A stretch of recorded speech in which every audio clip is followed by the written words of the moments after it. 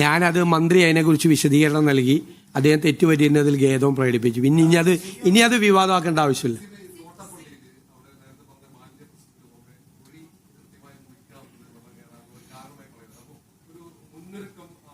അല്ലല്ല, അവിടെ ഏറ്റവും നന്നായിട്ടാണ് അത് ചെയ്തത്. ചെയ്യാൻ പറ്റാവുന്നതിൻ്റെ പരമാവധി അവിടെ നന്നായിട്ട് ചെയ്തു. നമ്മൾ വന്നിട്ട് 2 മാസമല്ലേ ആയുള്ളൂ. 2 മാസം ഞങ്ങൾ വന്ന ഉടനെ തന്നെ പ്രീ മൺസൂൺ മീറ്റിംഗ് എല്ലാം വിളിച്ചു കൂട്ടി. ജില്ലാ കളക്ടർമാരോട് നോക്കാം. ഹൈവേയെക്കുറിച്ച് പേടിയുണ്ടായിരുന്നു. എല്ലാ ജില്ലാ കളക്ടർമാരോട് ഹൈവേയുടെ കുഴപ്പമുള്ള സ്ഥലങ്ങളിൽ പോയി നോക്കാൻ പറഞ്ഞു. ഇതുപോലത്തെ പ്രദേശങ്ങൾ ആലപ്പുഴ ജില്ലാ കളക്ടർക്ക് പ്രത്യേകമായിട്ടുള്ള ഇത് കൊടുത്ത് എല്ലാം ചെയ്തിട്ടുണ്ട്. ഇനി അത് എന്തെങ്കിലും കറക്റ്റ് ചെയ്യണമെങ്കിൽ അത് കറക്റ്റ് ചെയ്യും.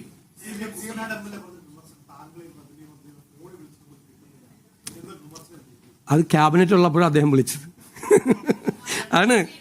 അതെ, ഇപ്പം ഞാനിപ്പോൾ ലിജുവിൻ്റെ മന്ത്രി ലിജുവിൻ്റെ ആലപ്പുഴയിലുള്ള ചാർജുള്ള മന്ത്രി അദ്ദേഹം കൂടിയ 2 യോഗത്തിൽ ഇദ്ദേഹം പങ്കെടുത്തിരുന്നു.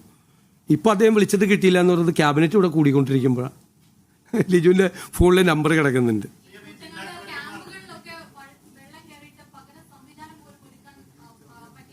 എവിടെ? എല്ലാ സ്ഥലത്തും ഒരുക്കിയിട്ടുണ്ട്. എല്ലാ സ്ഥലത്തും പകരം സംവിധാനം ഒന്നുമില്ല. പകരം MLA ക്ക് തന്നെ ചെയ്യാമല്ലോ. MLA ക്ക് തന്നെ ഉണ്ട്. അവിടെ ജില്ലാ കളക്ടർ കൊടുക്കും.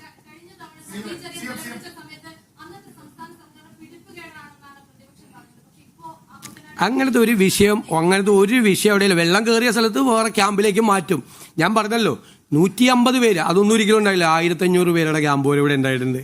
ഇപ്പോൾ പറഞ്ഞിരിക്കുന്നത് 150 പേരിൽ ക്യാമ്പ് കൂടിക്കഴിഞ്ഞാൽ അപ്പോൾ അവിടെ അടുത്ത സ്ഥലത്തേക്ക് ക്യാമ്പ് തുടങ്ങാൻ വേണ്ടിയിട്ട് പറഞ്ഞിരിക്കുകയാണ്.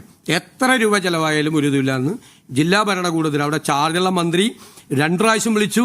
ഇന്നിപ്പോൾ 3ാമത്തെ മീറ്റിംഗ് ഇന്ന് രാവിലെ നടന്നുകൊണ്ടിരിക്കുകയാണ്. ചാർജുള്ള മന്ത്രി എവിടെ പരാതി പറഞ്ഞാൽ കുട്ടനാട് MLA അതിൽ പങ്കെടുക്കുന്നുണ്ട്. ആദ്യത്തെ 2 മീറ്റിങ്ങിലും കുട്ടനാട് MLA പങ്കെടുത്തിട്ടുണ്ട്.